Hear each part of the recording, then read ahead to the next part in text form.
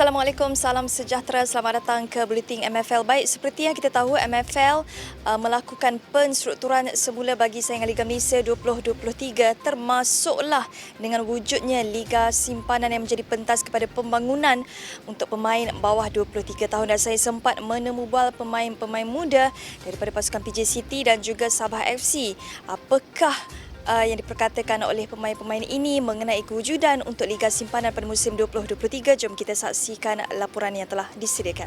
Pemain sayap PJ City FC V. Ruventiran menyifatkan kewujudan Liga Simpanan yang menjadi pentas kepada pembangunan pemain bawah 23 tahun bermula musim depan adalah langkah tepat untuk meningkatkan kualiti pemain muda dengan lebih baik.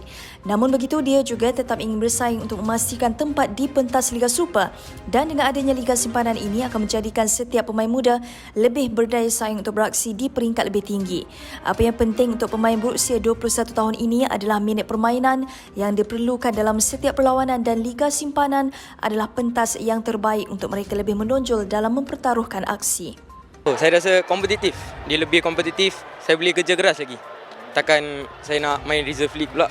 Saya nak fight atas juga. So more tougher, more hard work, so that kita orang boleh improve lagi lebih. Bola sepak Malaysia lagi akan maju. Semua dapat game time. Itu yang penting. So macam last time Presiden Cup 3 player je boleh main bawah. Sekarang 8 player boleh. So game time lebih, so that coaches pun boleh nampak player yang boleh main, tak boleh main tu.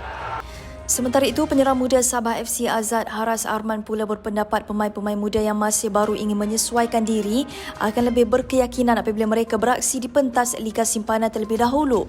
Bahkan penyerang berusia 19 tahun ini juga menganggap cabaran lebih besar di atas padang akan memberikan impak positif kepada pemain muda apabila pasukan Liga Super turut dibenarkan untuk menyenaraikan 5 pemain lebih umur termasuk pemain import dalam Liga Simpanan. Pandangan saya tahun depan, player muda banyak dapat minute play lah sebab ada Liga M kan semua.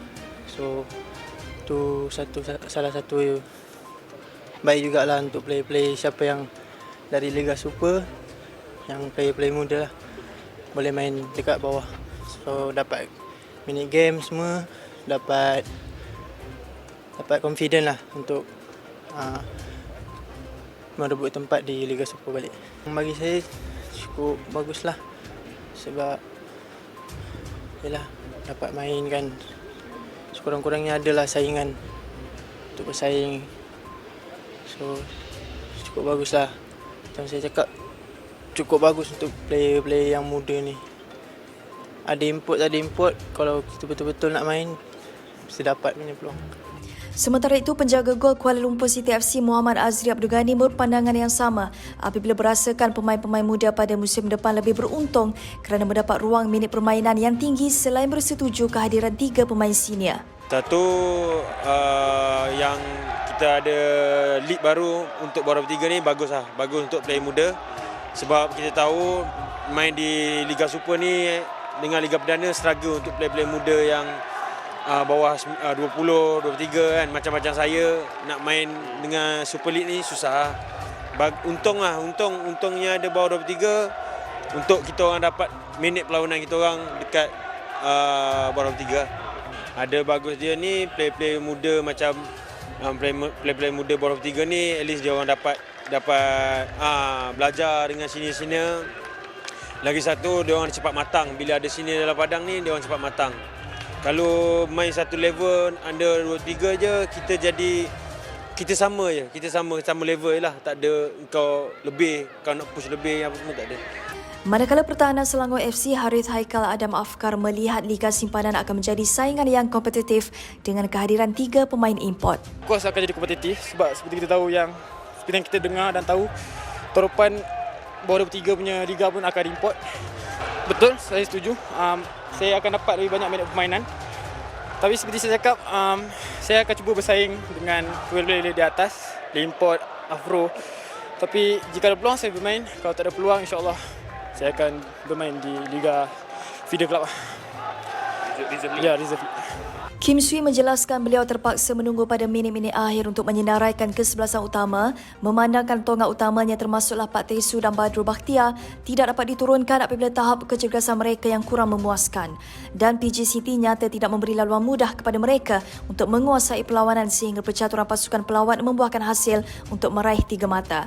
Apa yang pasti Kim Swee perlu menilai kembali tahap kecergasan pemain-pemain lain dan bersedia dengan perancangan lain untuk bertemu Melaka United di Stadium Likas Ahad ini. Baik, bercakap mengenai perlawanan Liga Super yang telah berlangsung, kita fokus kepada aksi di antara PJ City FC dan juga Sabah FC di mana kemenangan berpihak kepada Sabah dengan keputusan 2-1 dan pengendali Sabah Dato' Ong Kim Swee bercakap mengenai cabarannya untuk menyenaraikan kesebelasan utama apabila tonggak utama berdepan kecederaan dan juga kesihatan yang kurang memuaskan sebelum sepak mula. Jom kita saksikan laporan yang telah disediakan.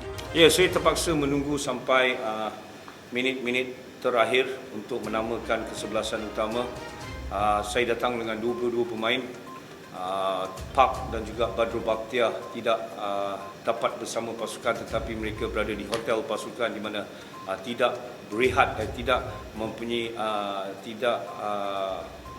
mempunyai kecergasan sepenuhnya. Jadi mereka hanya berada di hotel dan apabila perkara yang begitu berlaku dah tentu amat suka untuk saya menamakan pemain kesebelasan utama tetapi saya cukup bangga dengan apa yang ditunjukkan terutama pemain-pemain yang diberi kepercayaan pertama kali. Sementara itu, penyerang dari Jepun Taiki Kagayama yang berjaya menyumbang 1 gol menyifatkan pasukan kembali bangkit selepas kecundang di suku akhir Piala FA tempoh hari. Dan apa yang penting ketika ini adalah untuk memastikan kedudukan pasukan di tangga kedua Liga tidak terjejas untuk terus memberi saingan memburu kejuaraan. Yeah, actually, even though the first half we were not like that bad, you know, we just cannot like score, but then we get just score. So we just keep going and like believe ourselves. That is what coach told us. Of course, the result in FA Cup is kind of disappointed, but we have to keep positive, you know, like think about it. So means like we can focus about just about league. So then we are like in the second spot. So we can just keep going. Our teammates, our staff, our fans. Yeah. Dalam pada itu, pertahanan Sabah Dominic Tan juga masih dalam fasa untuk mendapatkan kecergasan yang lebih baik selepas mengalami kecederaan ketika menentang Selangor di aksi suku akhir Piala FA. Untuk saya, ialah saya mengalami kecederaan sikit bila lawan Selangor. Tapi ialah day by day I'm improving lah on my fitness. We see how, as my situation, the game is quite near Sunday, so see how day by day and hopefully I get better.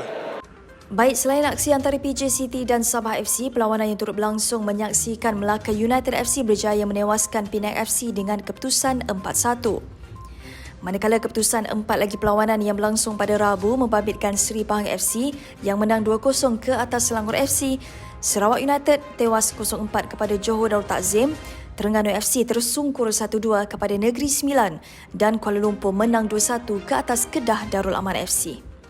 Dan ini adalah kedudukan terkini Liga Super menyaksikan JDT masih kekal di tangga teratas dengan 32 mata, diikuti Sabah di tangga kedua, manakala Negeri Sembilan di kedudukan ketiga dengan 23 mata.